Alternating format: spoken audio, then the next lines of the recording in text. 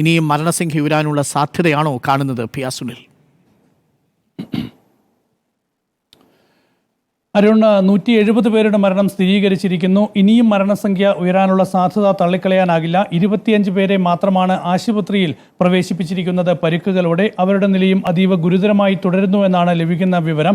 ഏതായാലും ഇപ്പോൾ ഔദ്യോഗികമായി 170 മരണം സ്ഥിരീകരിച്ചിട്ടുണ്ട്. 242 യാത്രക്കാരാണ് ഉണ്ടായിരുന്നത്. അതിൽ 169 പേർ ഇന്ത്യക്കാരാണ്, 53 ബ്രിട്ടീഷ് പൗരന്മാർ, ഒരു കനേഡിയൻ പൗരൻ, അതുപോലെ തന്നെ പോർച്ചുഗീസ് 7 പോർച്ചുഗീസ് പൗരന്മാർ.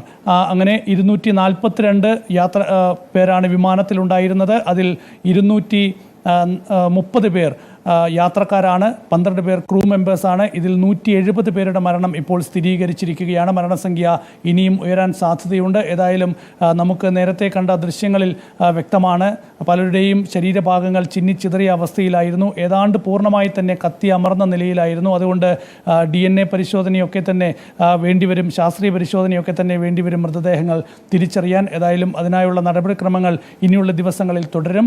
ഏതായാലും ഇപ്പോൾ 170 പേരുടെ മരണം